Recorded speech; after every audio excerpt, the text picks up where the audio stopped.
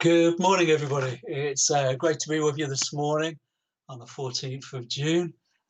We are going to quickly move through things this morning in our introduction. We've got quite a lot in our program this morning. Just want to give you a heads up if we have any problems this morning, any pauses, any possible glitches. There is a backup YouTube channel, and you can also, if you're on YouTube, if there's a problem with YouTube, switch to Facebook. Facebook's it's on a public setting, so you don't have to have an account. You can just click on the blue button on our tab, and you will be in Facebook land. So that would work perfectly well for you. So as always, we just spend some time thinking about the missional rhythms of RCF, and just remind one another that God has actually called us to a purpose, and that is to go into all the world and make disciples. And what we do to encourage ourselves as we think about certain rhythms that help us on that journey. So each week we look at a different rhythm. I just want us to pray just for a moment before we start, and then I'll introduce the rhythm for the week, and we'll look a little bit at what we did last week. So, Father, I just thank you for this morning. I thank you for everybody who's been involved and who is involved. And I ask, Lord God, that you would help them and you would strengthen them and you would just bless them. And I pray that the work that they've contributed, the sharing and the thought processes that have gone into everything this morning, your hand will be upon, and you would just bless it to all of our lives this morning. I just pray, Lord God, that each one of us will be refreshed and strengthened as we embrace you and we embrace your purpose and calling upon our lives. Lord, I ask it in Jesus' name. Amen. Amen. So last week, go back to missional rhythms. Our missional rhythms are blessing, eating, listening, learning, and sending. And we were inspired by the book Surprise the World, written by Michael Frost, and it's about developing good habits, really. And we're not just doing things for the sake of doing it, but we're doing it in order for God to get a hold of us and establish habits within us that actually become something powerful in our lives. So we don't have to think about doing stuff. We just do it because it's become a habit. It's amazing how habits are formed. If you read your Bible every day, after a while, it becomes a habit. It's something that you look forward to. It's something that you long for, and you miss if something happens. Same with prayer, and same with the other devotional habits that we encourage in the family of RCF. So last week we looked at eating. Now, it's true to say that we eat between 21 and 23 meals a day. And all we're saying to folks is this: just share that time with somebody else. Now, I know it's really, really difficult right now because, we can't physically be with somebody, but we can share that time with others. Now, I'm not going to give you any feedback this week because there's a little bit of feedback in our program this morning from some of our younger members, and I'm being encouraged by that this morning, especially you adults. Some of these younger guys actually get what we're saying, and you'll hear that in what they say. And I'm so encouraged by their videos this week that we're going to share a little later on. So this week we're moving on from eating. And listen, carry on eating, carry on sharing with others. Do that. But we're moving on in our rhythms to listening. And when we talk about listening, we're actually talking about listening every week. So whether it's a blessing week or an eating week or whatever, we're meant to be listening to what God is saying. And I want to specifically, though, to ask the questions this week, especially in reference to the blessing week and the eating week and all the other weeks. What is God? What is God doing? Being open to that idea. What are you doing, God? Show me what you're doing, because I want to be a part of that. And then what is God saying? Lord, what are you speaking to me about this situation or this circumstance or this individual or something else, Lord? What are you saying to me? And then finally, it's one thing to hear God and it's one thing to see what God is doing, but ultimately God wants us to respond. So what are you going to do to respond to what you're hearing? So that's the challenge this week. It's listening to what the Holy Spirit is saying, listening to what God is saying. It's almost watching as well. What is God doing? What is God saying? And what are we going to do in response to that? So be encouraged. I hope you enjoy everything that we have for you this morning. Norman's going to start us off with a prayer this morning. So over to Norman. Bless you guys.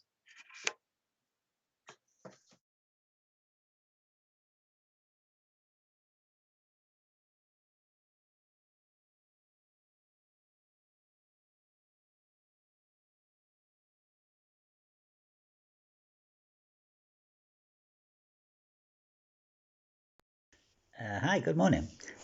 Just before I pray, I'd just like to share something that I read today in today's Word for Today from UCB. It seemed to tie in with what was on my mind, and so I just thought that I'd like to share it with you.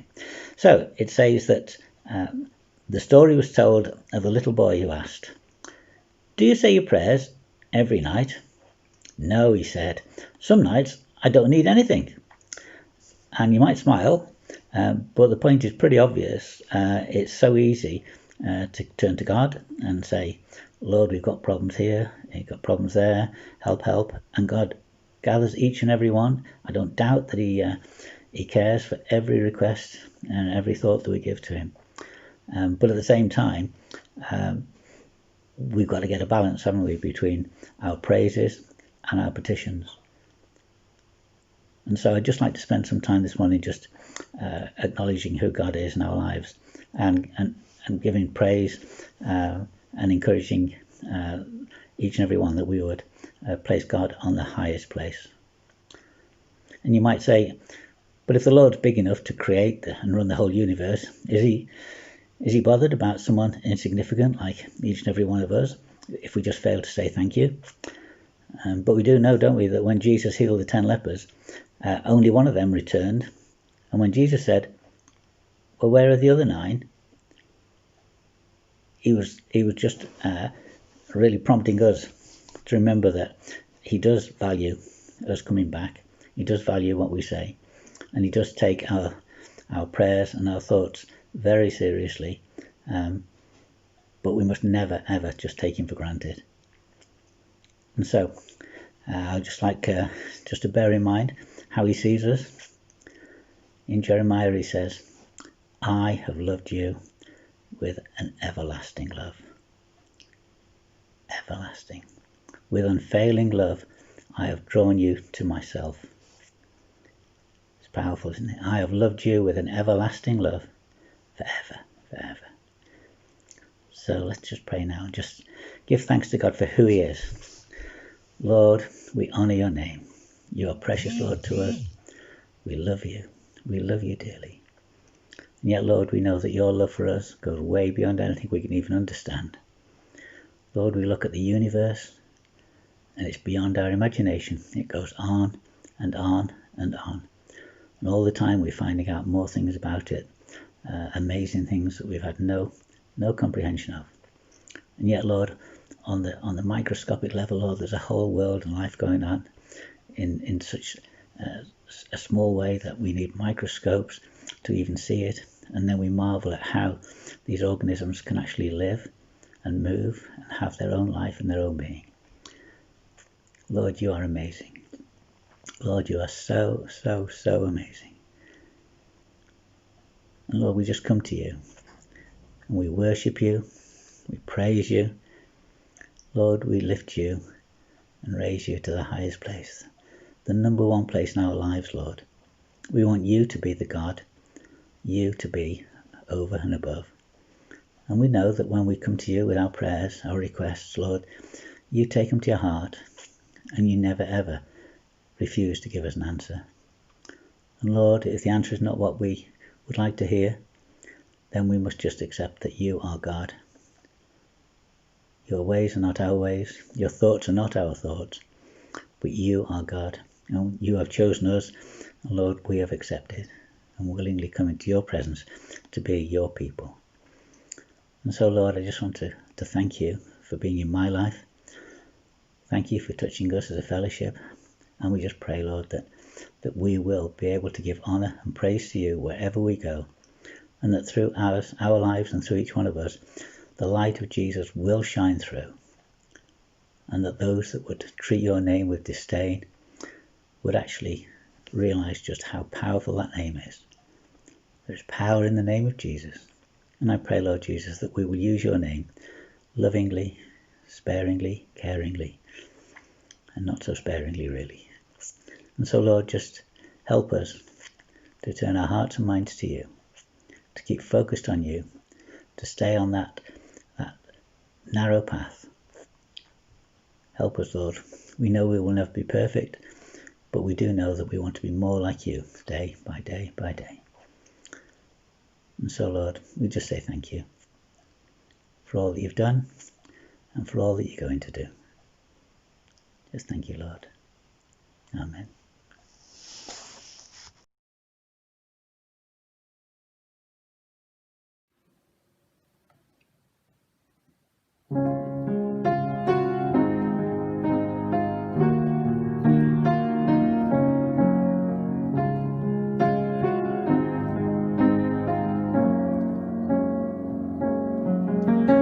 Light of the world, you step down into darkness.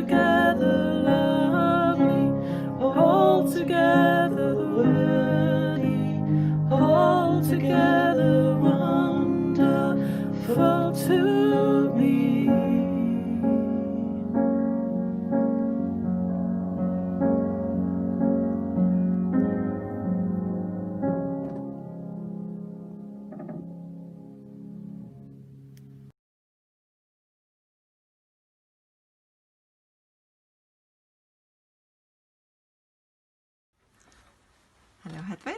Hello. So would you like to share a little bit about what it is this week that we were thinking about from Bells at church? Yeah, we were thinking about eating with other people, which is not your own family circle and your own church family. Okay, cool. And so I've not really had a chance to do that this week, but what has God given you and Elena a chance and Bethan a chance to do this week? Eat with other people, because we're going to...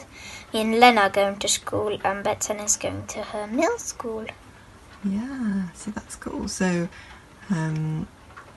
what do you think's important about being able to eat with people who don't know Jesus yet? You can help them learn to know Jesus so they know him and they can trust that you will go to heaven and see Jesus. Yeah. Why do you think eating food is a good place for that to happen? Because when you eat food, you don't usually eat it in silence. That's true. You usually have a chat. Yeah. Cool. And have there been any interesting chats you've had this week, or has it mainly just been good to hang out with people and be with Mainly them? just good to hang out with people and talk about random things. Yeah. That's what we do. Cool. Oh, thanks for sharing that. Okay?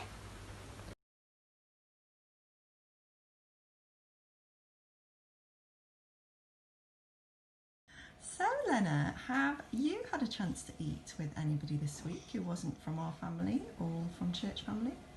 Yeah? Who have you been eating with? I made some friends and I've been eating with them, but I've been sitting on a seat and then there's a seat which is empty, and then there's a person sitting on the next seat after that. Okay, yeah, cool. To try and keep everybody safe from not spreading it's about germs. 1 metre. Yeah. But can you still chat to each other, or is that... Oh, cool. So have you had any interesting chats this week? Yeah. Yeah. Have you any chats about God?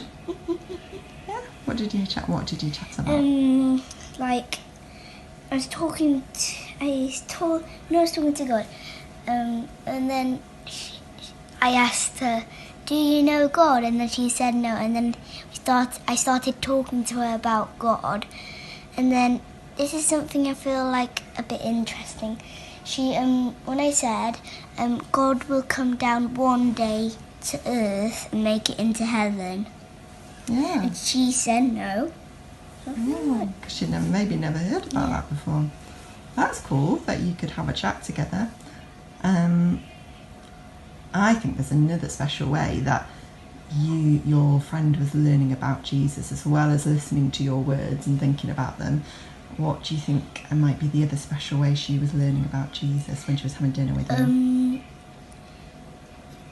It was like I was preaching her, basically.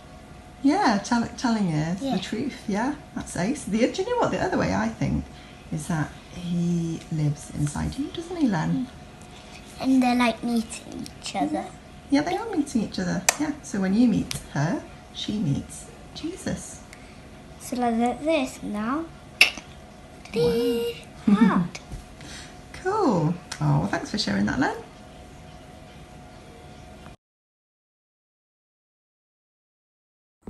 I believe in God, the Father Almighty, creator of heaven and earth. I believe in Jesus Christ, his only Son, our Lord, who was conceived by the Holy Spirit, born of the Virgin Mary, suffered under Pontius Pilate, was crucified, died, and was buried. He descended to the dead. On the third day he rose again. He ascended into heaven. He is seated at the right hand of the Father, and he will come to judge the living and the dead. I believe in the Holy Spirit, the Holy Catholic Church, the communion of saints, the forgiveness of sins, the resurrection of the body, and the life everlasting. Amen.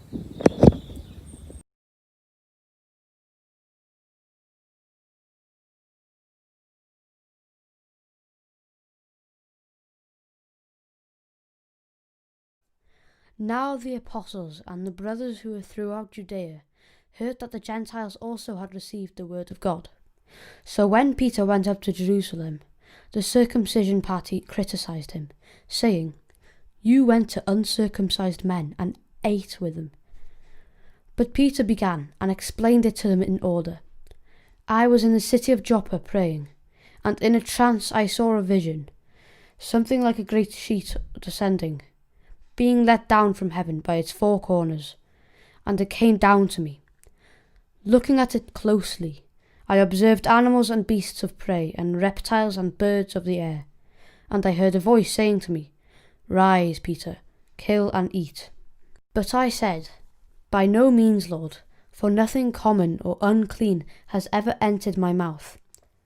But the voice answered a second time from heaven, 'What God has made clean, do not call common.'" Digwyddodd yr un peth 2 gwaith cyn i'r gynfas gael ei thynnu yn ôl I fyny i'r awyr. Y funud honno, dyma 3 dyn oedd wedi cael ei anfon ata I o Cesarea yn cyrraedd y tu allan i'r tŷ lle roeddwn ni'n aros. Dyma'r ysbryd glân yn dweud wrtho I am beidio petruso mynd gyda nhw. Aeth y 6 brawd yma gyda mi, a dyma ni'n mynd I mewn I dŷ'r dyn oedd wedi anfon amdana I. Dwedodd wrtho ni ei fod wedi gweld angel yn ei dŷ, a bod yr angel wedi dweud wrtho, "Anfon I Joppa I nôl dyn o'r enw Seimon Pedr. Bydd yn dweud sut y gallu di a phawb sy'n dy dŷ gael ei hachub." Pan ddechreuais I siarad, dyma'r ysbryd glân yn dod arnyn nhw yn union fel y daeth arno ni ar y dechrau. A dyma fi'n cofio beth roedd yr arglwydd Iesu wedi ei ddweud. Roedd Iowan yn bedyddio â dŵr, ond mewn ychydig ddyddiau cewch chi'ch bedyddio ar ysbryd glân. Felly, gan fod Duw wedi rhoi'r un rhodd iddyn nhw a groddodd I ni pan wnaethon ni gredu'n yr arglwydd Iesu Grist, pwy oeddwn ni I geisio rhwystro Duw? Pan glywon nhw'r hanes, doedden nhw ddim yn gallu dweud dim yn y groes, y dyma nhw'n dechrau moli Duw. Mae rhaid fod Duw felly'n gadael I bobl o genhedloedd eraill droi cefn ar eu pechod a chael bywyd, medden nhw.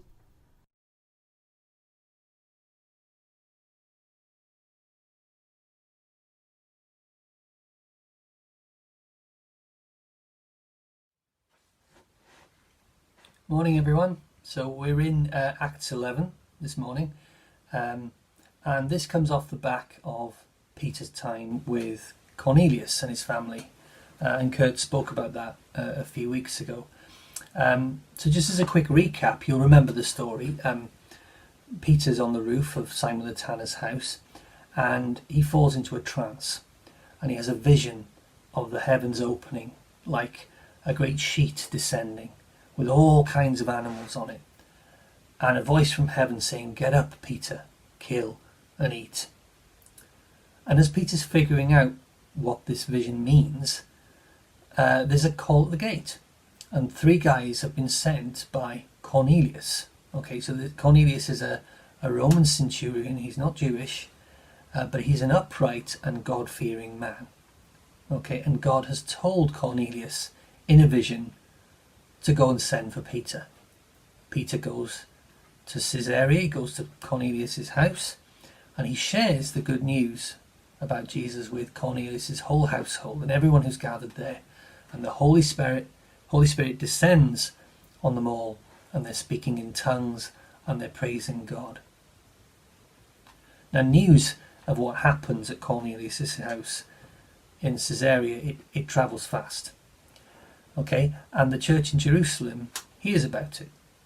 So Peter goes back to Jerusalem to give an account of what's happened. And the first accusation, if you like, that's levelled at him is by a group called the Circumcision Party. Okay, this is a group of strict Jewish Christians, probably former Pharisees, who believed that in order to become a Christian, you also basically had to live like a Jew.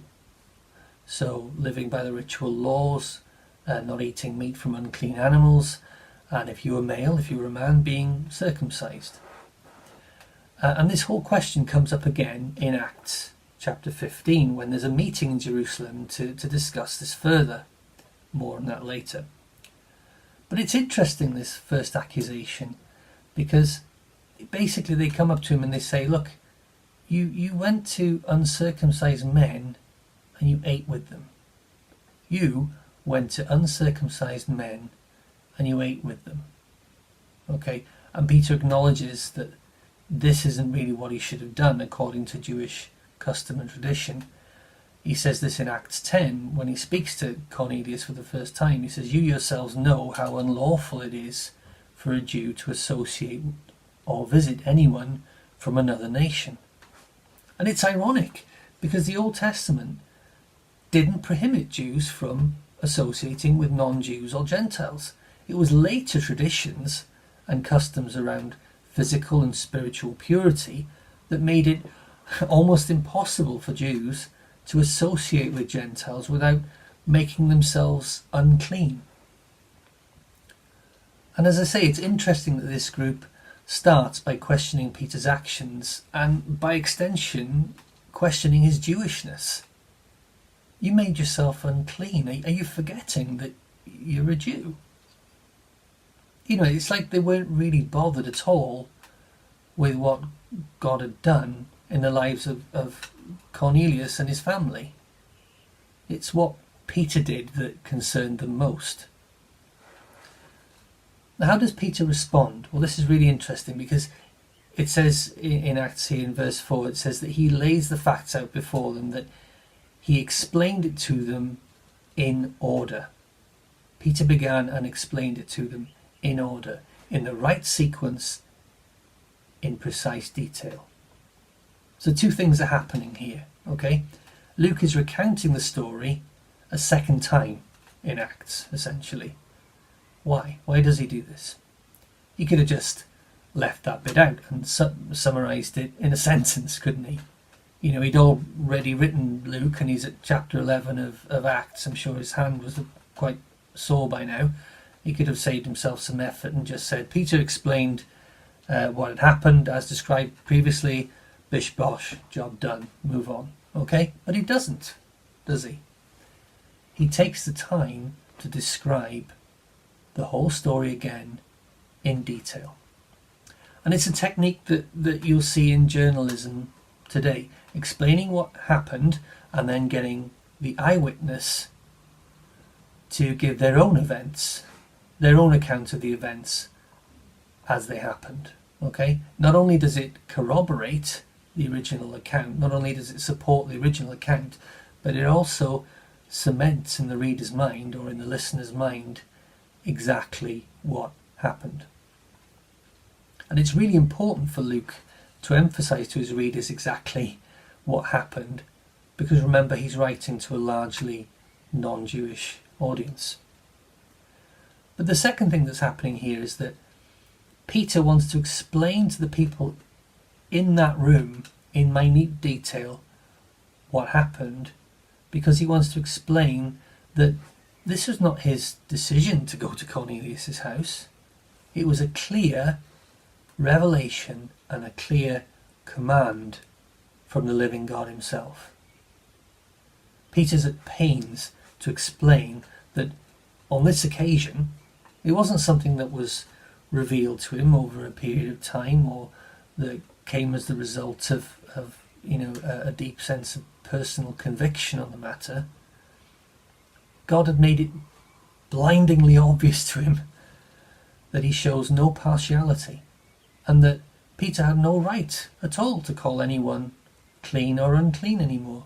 The door to salvation was now open to everyone, Jew and non-Jew alike.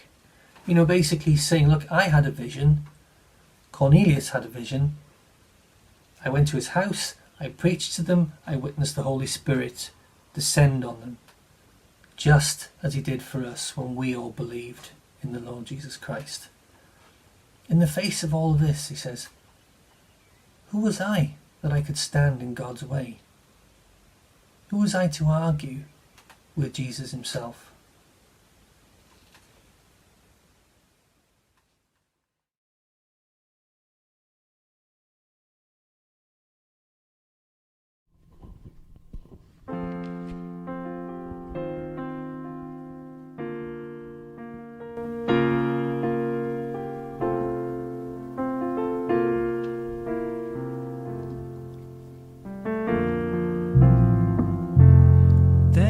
is none like you. No one else can touch my heart like you do. I could search for all eternity long and find there is none like you. There is none like you. No one else can touch my heart like you do. I could search for all eternity long and find there is none like you. Your mercy flows like a river wide, and healing comes from your hand. Suffering children are safe in your arms. There is none like you. There is none like you.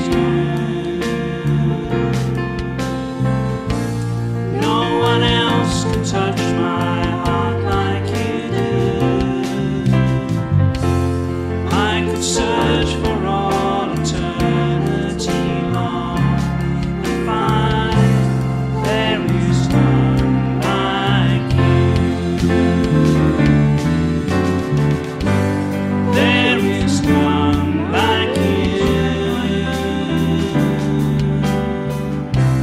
No one else can touch my heart like you do.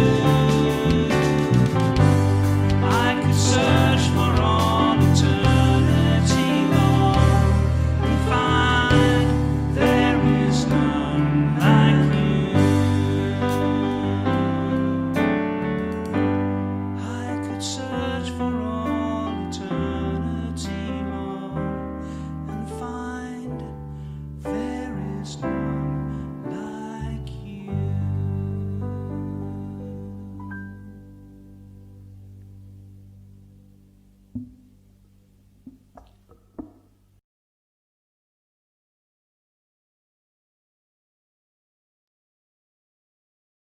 The question of whether a person who became a Christian also needed to live like a Jew, clearly that wasn't sorted out at this point.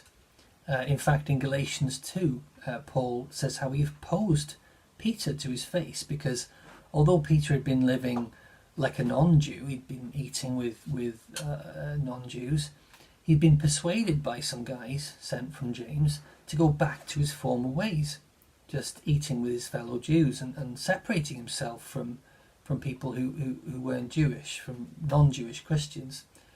And Barnabas, of all people, had even been led astray in this matter. And Paul points out to Peter how hypocritical he's being. He says, you used to live like a Gentile, even though you're a Jew. Now, you want Gentiles to behave like Jews. If that's the case, what did Jesus die for? It's through faith in Jesus that people are justified, that they are made clean before God, not through their own works, what they eat and what they don't eat. And it's surprising, isn't it, just how easily Peter has been led astray, given everything he's witnessed before in Cornelius' house. And the underlying reason for this was a reluctance by some of those early Christians within the circumcision group to allow God to change their preconceived ideas, to change their hearts and to renew their minds.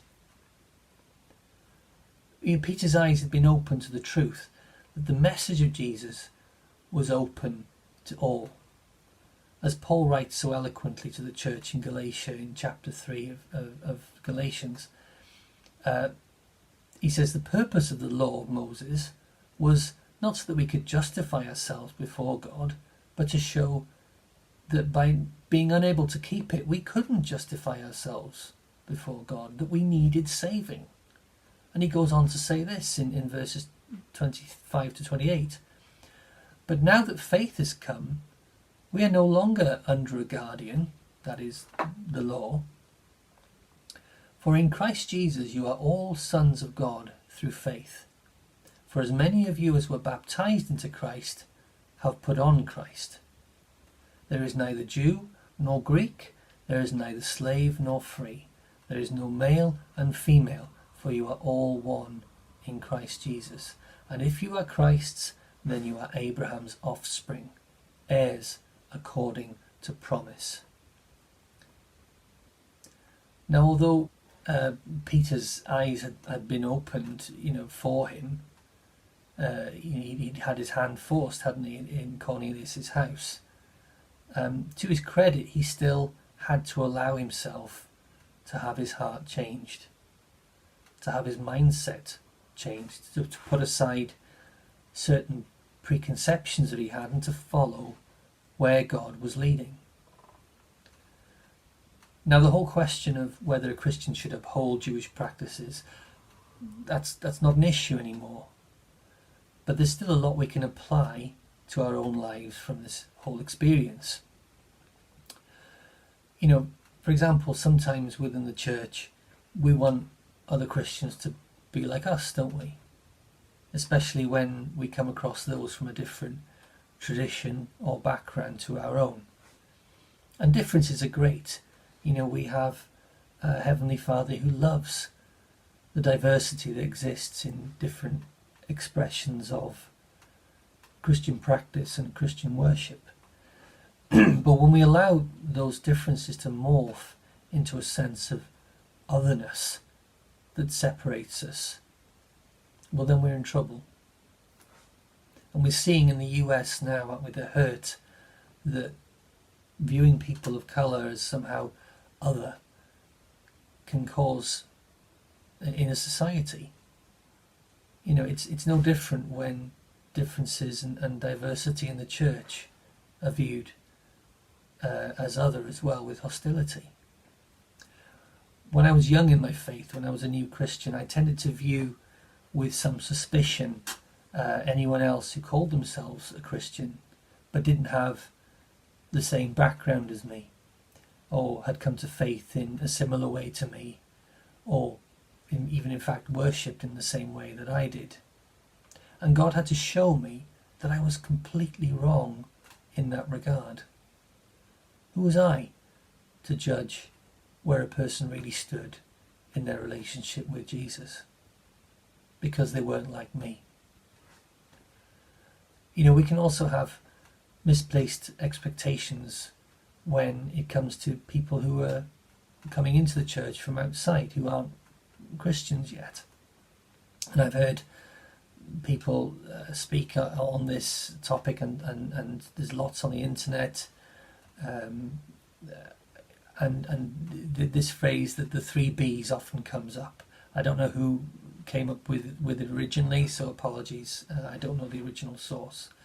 But the 3 B's are become, believe and belong, and the order that those words come in is important, because sometimes we expect from people who come to church, we expect the 3 B's, don't we? Become, believe, belong. If you want to be part of our church, well, first you've got to become like us. You've got to be like us. You've got to act like us. Then, if you come to faith and you believe, then you can belong. Then and only then can you really belong. Can you be a part of our church family? And that doesn't work. That order of things doesn't work. First, we have to welcome people in, whatever their situation, wherever they're at in life, and allow them to have that sense that they belong, that there's a place for them within our church family. When they come to believe in Jesus and accept his forgiveness for their sins, then the Holy Spirit can begin his transformative work in them, and they can start to become the people God always intended them to be. And in verse 18 we see a wonderful thing happen, don't we? When Peter finishes recounting what happened, everyone falls silent. I'm sure you could hear a pin drop in that room. We don't know for how long that silence went on, but in that silence there are people in that room who are intellectually and emotionally processing what Peter has just said. Their preconceived ideas are being challenged. This is hard for them. And it's something that some of them will continue to wrestle with for some time. But after the silence, they come to the same conclusion that Peter did. And they glorify God. And they say this, then to the Gentiles God has also granted repentance that leads to life.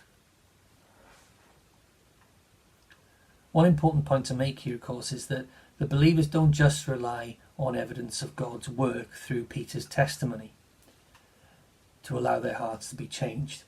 No, they also turn to God's word for confirmation. And we see later in Acts 15 in Jerusalem, James reminds everyone that the Jewish people themselves were taken from among the Gentile nations to be God's chosen people and to be a light unto the Gentiles. But the Old Testament prophets have said all along that one day God would claim a people for himself from among all nations, Jew and Gentile alike.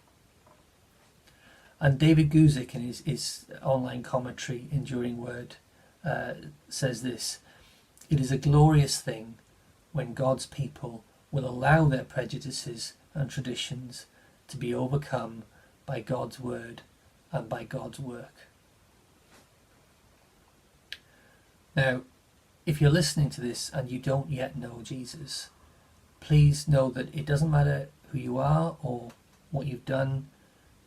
God the Father has made a way for you through his Son Jesus Christ to come and be his son or to come and be his daughter. And he invites you to come and be a part of his family, to come and belong. So why not take up that offer that God has given, that invitation he's put out to come and be a part of his family, and take that step of faith.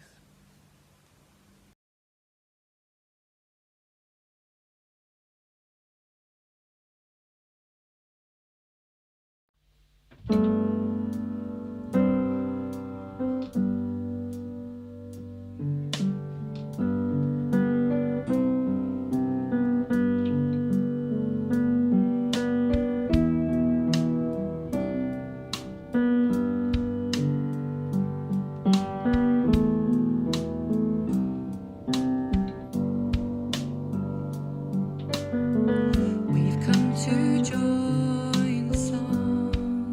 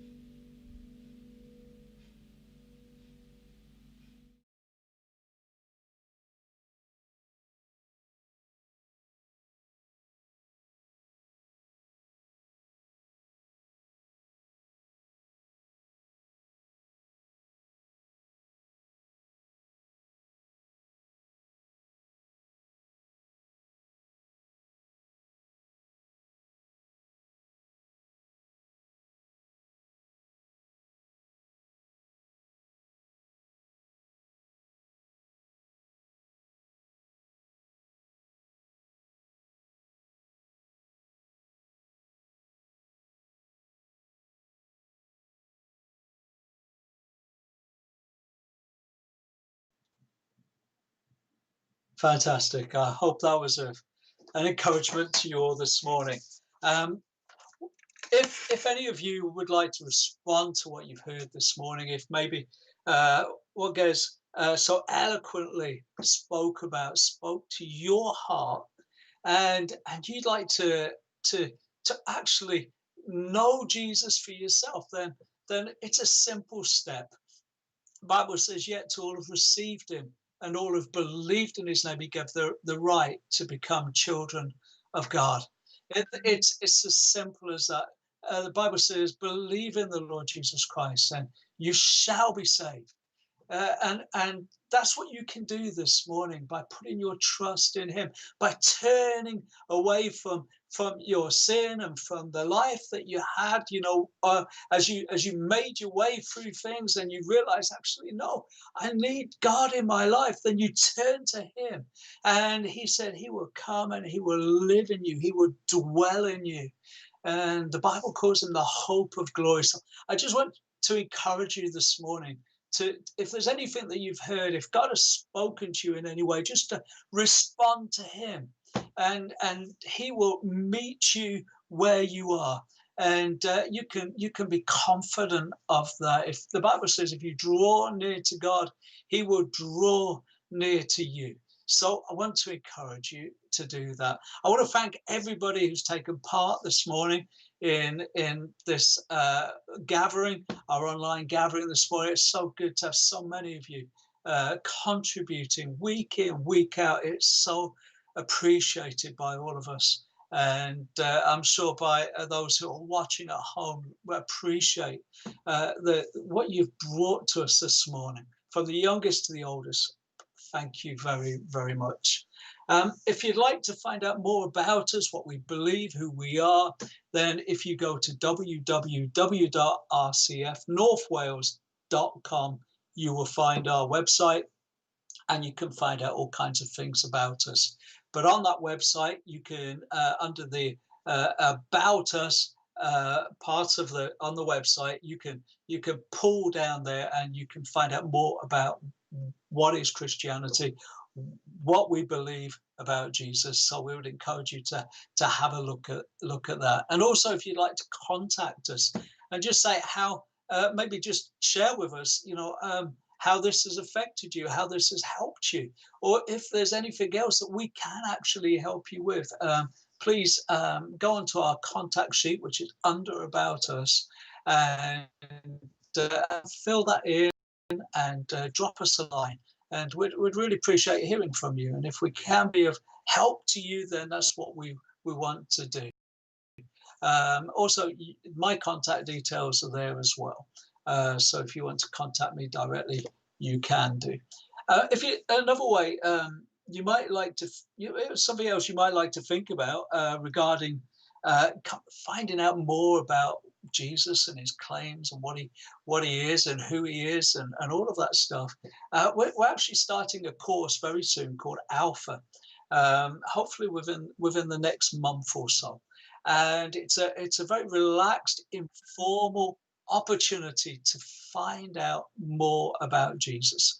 to talk and share and to ask you questions and to say what you think. And I think Alpha really lends itself to that. So we'd like to encourage you to be a part of that. Again, if you would like to, if that's something that interests you, please get in touch with us and we'll add you to our list. And it's all going to be online as well through the power of Zoom. We're all Zooming nowadays. Well, we're going to have an Alpha course on Zoom as well. There's not going to be a huge amount of folks on there, maybe a dozen or so folks. So it's not going to be too busy, too crowded. It doesn't matter where you're from. We can have you in that small group, and hopefully we're going to have it in the medium of Welsh and English as well. So that will be great.